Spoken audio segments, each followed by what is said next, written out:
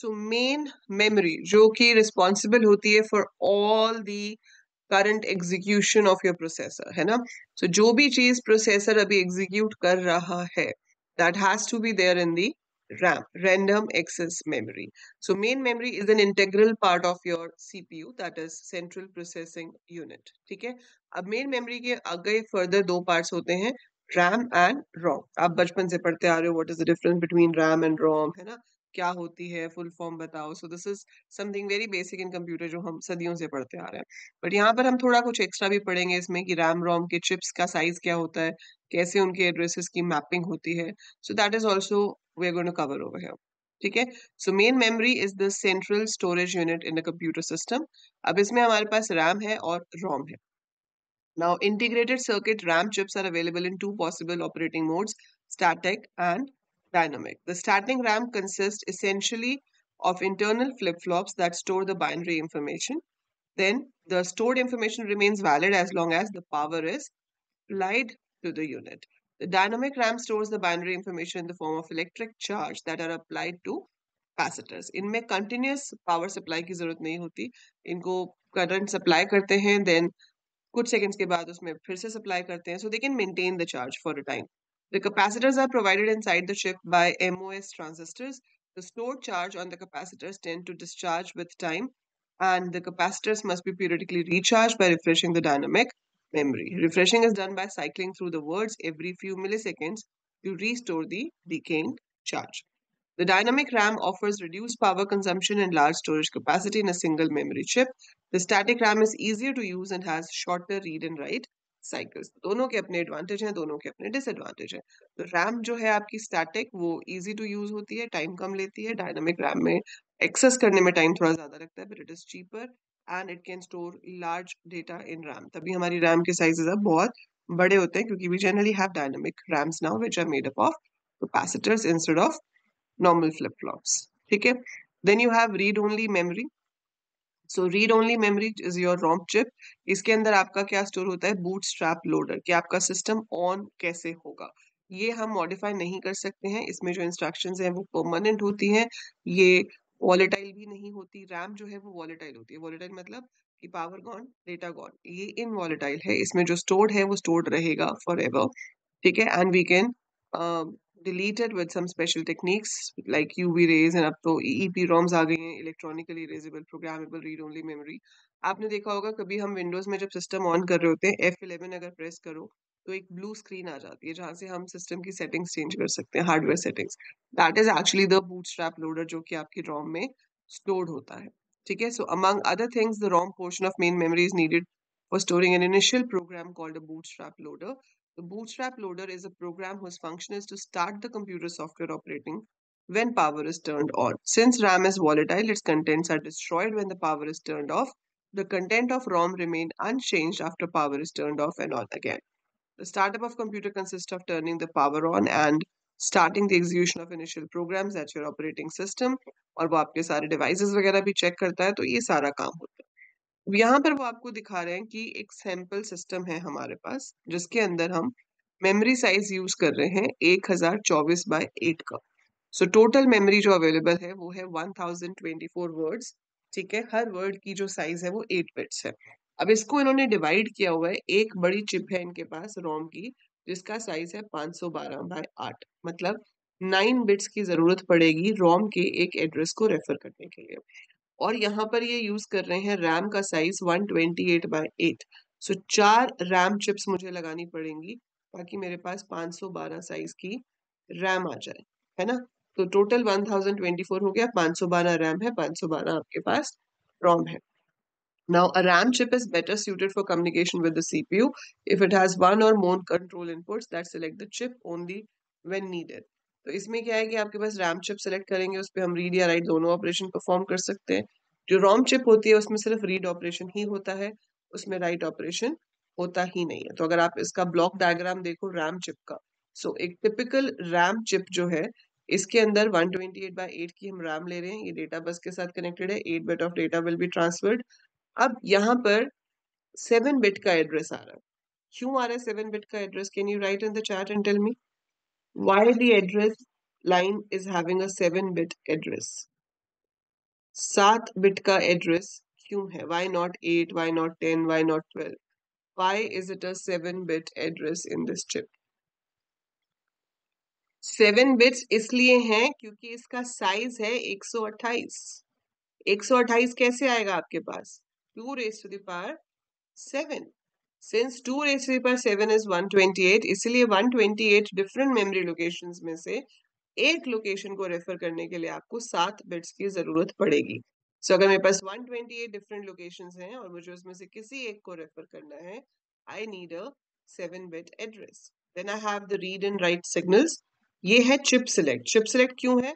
आपने शुरू में हमने मल्टीप्लेक्सर्स पढ़ा था, है ना, which helps you to choose. अब मेरे पास यहाँ 4 रैम चिप्स हैं, तो इन 4 रैम चिप्स में से किसी एक रैम में से डेटा रीड या राइट होगा। 4 में से किसी एक को चूज करने के लिए आई नीड 2 सिलेक्शन इनपुट्स, तो जो मल्टीप्लेक्सर्स में चाहिए होते हैं। तो it's like a multiplexer. Chip select 1, chip select 2, it's going to choose कि चारों रैम्स में से कौन सी रैम के ऊपर हम काम करने वाले हैं।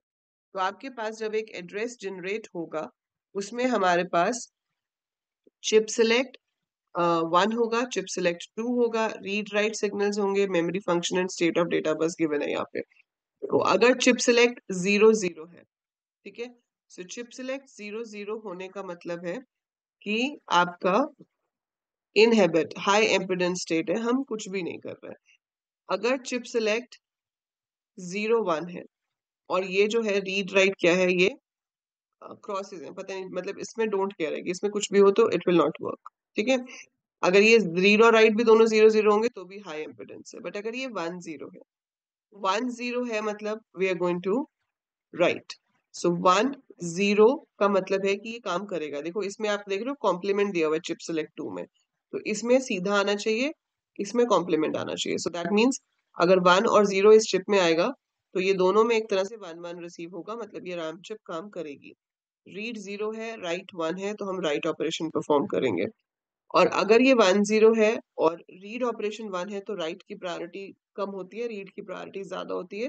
तो अगर रीड 1 है तो हम राइट को देखेंगे ही नहीं, हम सीधा रीड ऑपरेशन परफॉर्म करेंगे। ये 1 1 है तो भी हाई एम्पिडेंस चाहिए। तो ये सिर्फ एक चिप के लिए बता रहे हैं अभी। तो एक सिंगल चिप काम कैसे कर रही है, कि सिंगल चिप ये काम सिर्फ तभी करती है जब इसके फर्स्ट इनपुट में 1 आता है, दूसरे इनपुट में 0 आता है, then only it is going to work. अगर आपके पास रीड ऑन है तो राइट को दिखता ही नहीं है, सीधा रीड करेगा, और अगर रीड ऑफ है तो वो राइट को चेक करेगा, 1 है तो काम करेगा। That is how your 1 RAM chip works. Similar way उन्होंने यहाँ पर रोम चिप को भी एक्सप्लेन किया हुआ है। So this is your ROM chip. इसमें भी चिप सेलेक्ट 1, चिप सेलेक्ट 2 है। देन इसका भी वही मतलब है, ये 1 0 होने चाहिए ताकि ये काम करे। इसमें एड्रेस 9 बिट का आ रहा है, ठीक है। क्यों 9 बिट का आ रहा है? क्योंकि इसका साइज 512 है। तो 2 raised to the power 9 is 512, that's why it is 9 bits. और यहाँ पर आपके पास रीड राइट का कोई कंट्रोल सिग्नल नहीं है, क्योंकि इसमें से सिर्फ रीड ही हो सकता है, राइट हो ही नहीं सकता है, ठीक है। अब आपको यहाँ पर इन्होंने पूरा एड्रेस बस बताई हुई है कि क्या हो सकती है। देखो अब 9 बिट का एड्रेस है ये, 2 बिट्स यहाँ एक्स्ट्रा ली गई है, ठीक है। अगर तो हम रोम को रेफर कर रहे हैं तो ये पहली जो बिट है ये 1 होगी। अगर हम रोम को रेफर कर रहे हैं तो ये पहली बिट 1 होगी, और उसके पीछे की 9 बिट्स जो हैं वो रोम का एड्रेस बताएगी, ठीक है। लेकिन अगर ये बिट नंबर जो 10 है ये 0 है, इसका मतलब है कि हम रैम को एक्सेस कर रहे हैं। तो ये वाली बिट बता रही है कि हमें एक्सेस किसको करना है, रैम को या फिर रोम को।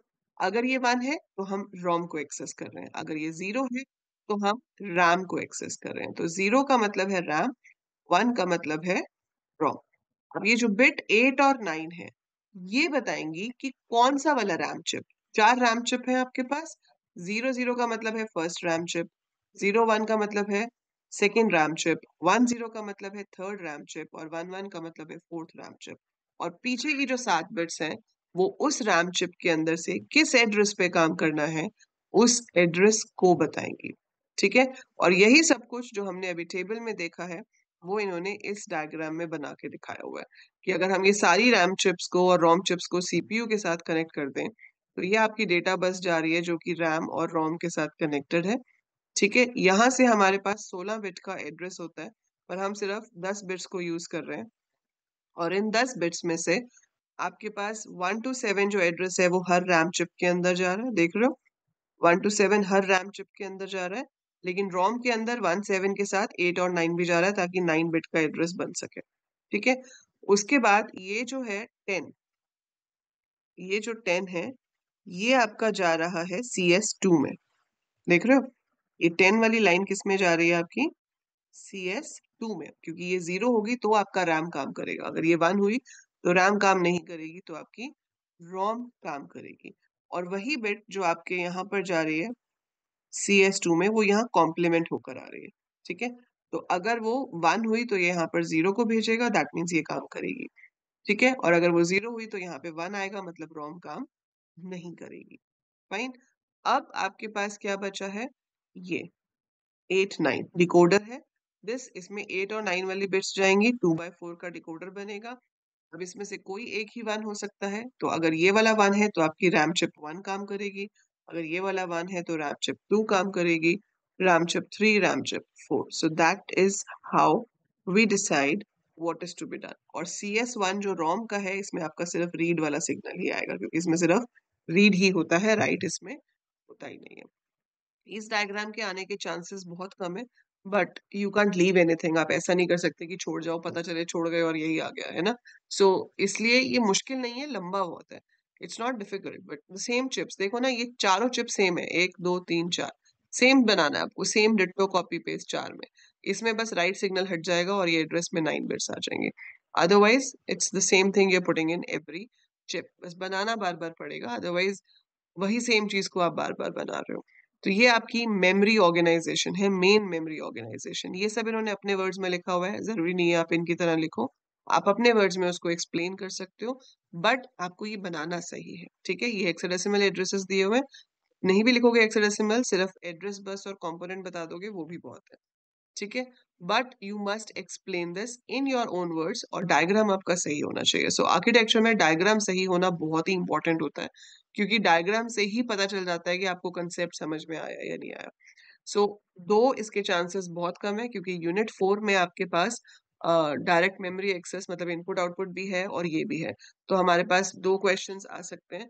और उसमें आपके पास बहुत कुछ और है पूछने के लिए, एसोसिएटिव मेमोरी है, कैश मेमोरी है, वर्चुअल मेमोरी में पेजिंग सेगमेंटेशन है, तो इसको पूछे जाने के चांसेस बहुत कम हो जाते हैं। ये ज़्यादा से ज़्यादा आपको 2 ढाई नंबर का जो शॉर्ट नोट आता है, उसमें पूछा जा सकता है, तो उसमें आपको ये पूरा बड़ा डायग्राम बनाने की ज़रूरत कभी पड़ेगी ही नहीं। ठीक है? आपको ज़्यादा से ज़्यादा क्या बनाना पड़ सकता है, आप ये रैम चिप बना के दिखा सकते हो, इतनी सी, कि रैम चिप में ये सिग्नल्स आते हैं और रोम चिप में ये सिग्नल आते हैं, इतना बना सकते हो। तो पूरा बनाने की ज़रूरत बहुत ही अ, लगा लो कि 20% चांस है कि पड़े, बट स्टिल अपनी तरफ से इसको, चाहे लीस्ट प्रायोरिटी पे पढ़ना, लास्ट में पढ़ना पूरा चैप्टर करने के बाद, लेकिन फिर भी इसको एक बार बना के ज़रूर देख लेना। ठीक है? Because we don't want to leave anything, इसको देख के लगे यार पढ़ लेते तो अच्छा था, है ना? सो आपको समझ आना चाहिए, आपको आना चाहिए, पेपर में आए ना आए, that's another thing, but concept clear होना चाहिए, and it's not a difficult concept. Basic concept है कि कितनी एड्रेस लाइन होनी चाहिए, और डिकोडर की हेल्प से हम 4 में से किसी एक को चूज कर रहे हैं। So this is how main memory is organised within the CPU, and इस एग्जाम्पल में हमने 1024 की मेन मेमोरी ली है, 512 रैम, 512 रोम। ठीक है? So that's implementation. बाकी इस 12th चैप्टर में ये चीज आप सेल्फ रीड कर सकते हो, दैट इज मेमोरी हायरार्की, जो हमने पहले भी पढ़ा हुआ है कि मेमोरी हायरार्की का ये डायग्राम हमेशा बनाना। देखो याद रखना, जहां पे भी मेमोरी हायरार्की पे नोट आ जाए, यू मस्ट मेक दिस। तो सीपीयू जो है वो पहले कैश मेमोरी से देखता है, कैश मेमोरी से नहीं मिला तो मेन मेमोरी से देखता है, और वही चीज मेन मेमोरी से कैश में भी आ जाती है। मेन मेमोरी में भी नहीं है तो फिर आपका आगे हार्डवेयर जो भी डिवाइसेस हैं उसमें जाकर देखेगा। ठीक है? And you must study a few auxiliary storage devices. So auxiliary storage devices में आपको मैग्नेटिक डिस्क, मैग्नेटिक टेप, ये सब क्या होता है, इसके अंदर लेटेंसी टाइम, सीक टाइम, इसमें कुछ समझने वाला नहीं है, ये सिर्फ आप रीड करोगे। आपको देखना है कि ट्रैक्स हैं, ठीक है, सेक्टर्स होते हैं, रीड राइट हेड होता है, रीड राइट हेड को मूव करने को लेटेंसी टाइम कहा जाता है। So this is all theory which you just have to know. ठीक है? इसमें कुछ भी समझने वाली चीज नहीं है, ये सिर्फ आपके पास कंसेप्ट है कि हाँ इस तरह का हमारे पास स्टोरेज डिवाइस होता था। फाइन। अब इसमें बहुत इंपॉर्टेंट जो टॉपिक है वो है virtual memory, that we will be doing later. So virtual memory का मतलब है अपने आप को एज्यूम करना कि रैम हमारे पास बहुत बड़ी है, बट एक्चुअली में रैम उतनी बड़ी है नहीं, हम उसको इम्प्लीमेंट कैसे करते हैं, सो दैट इज वर्चुअल मेमोरी, जो है, जो नहीं है लेकिन है ना, virtual. So that is virtual memory.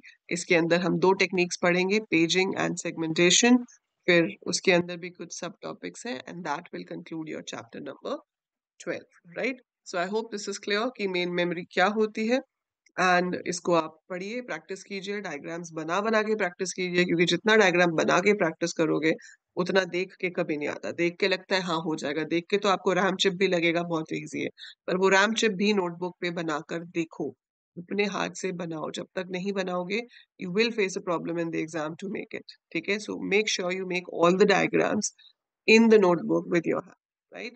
So that is it for this video. I'll see you in the next one with virtual memory.